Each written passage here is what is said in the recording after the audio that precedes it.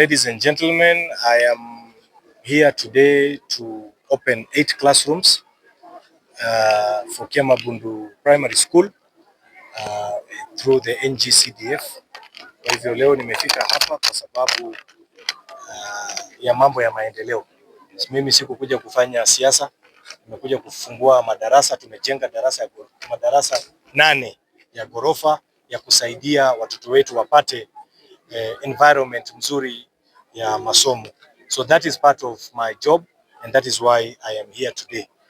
And I think that's it. I really don't think there's any politics. Labda uko na mpango gani kuhakikisha kuwa madarasa yote yametosha katika shule za Nyaribari? Nyaribari chache ni kubwa, tuko na mipango ya madarasa, tunajenga madarasa zingine in different areas. Tuko na tuliamua kwa sababu watoto wamekuwa wengi, haiwezekani tukae na madarasa, kujenga madarasa moja ama mbili, inakuwa ni vigumu sana. The population of the kids is growing by the day, so we have made a deliberate decision that we must now increase and build state-of-the-art facilities so that our students can get the best environment for them to be able to study. Kwa hivyo nimeamua hakuna kujenga tena darasa moja ama darasa mbili, tutakuwa tukijenga darasa 8, 12 kuelekea mbele. Na hiyo ndio miradi ambazo zinaendelea hivi sasa. Kuna mashule karibu 4 zingine ambazo hizo miradi zinaendelea, na maybe rais akija hapa nitamuongelesha aje pengine azindue hizo madarasa kama zitakuwa zimekamilika kwa wakati huo. Yes. Unajua mpango hizo basi ni kwamba wakati kulikuwa na administration ile ingine, walikuwa wananunua mabasi kiholela.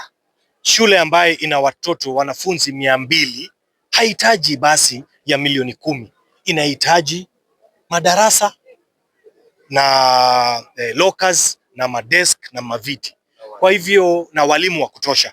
Kwa hivyo I think we had misplaced priorities wakati hiyo, lakini tunakaa chini na kuangalia vile tutajaribu kurekebisha masuala ya hizo basi.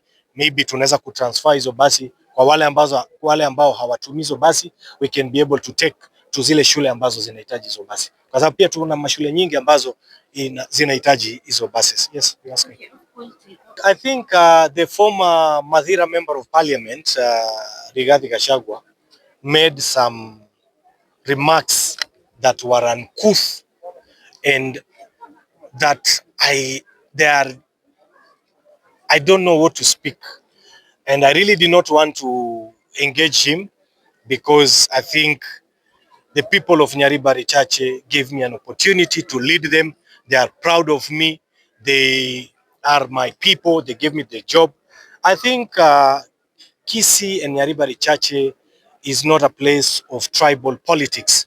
And I want to tell the former MP for Mathira that siasa ya ukabila hatuna sisi hapa Kisii. That yeye apeleke ukabila wake katika constituency yake ya Nyeri na eneo za Central. Mimi haswa, I really don't have much to tell him because I think I don't blame the Honorable Gachagua. I blame the MP, the mjumbe wa Gachagua, kwa sababu ikiwa wewe ni kiongozi, wewe kama mbunge ambaye ni rafiki yangu anaitwa the MP for Mathira anaitwa Mheshimiwa Eric Wamumbi, namwambia kwamba kama kiongozi lazima uhakikishe wananchi wako wako salama. Sasa yeye ameona kuna mtu mgonjwa ambaye anafaa kupeleka hospitali Mathare, anafaa kumweka kwa ambulance, hakikishe amepeleka hospitali. Gachagua should be taken to hospital, aangaliwe Mathare hospital kama akili yake iko sawa. That's what I can say. Asanteni sana. Nilikuwa nimesahau, asante. Leo pia tumekuja kuzindua masuala ya basari.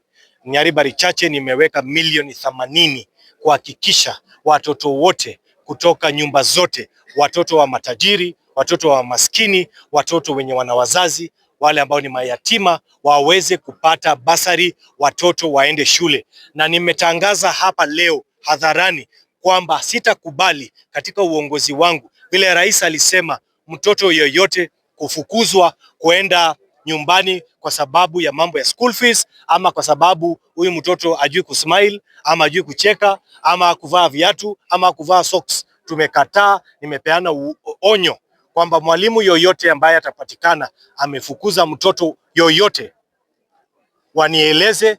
Mwalimu tutapambana na yeye kisheria vile inatakikana. Asanteni sana.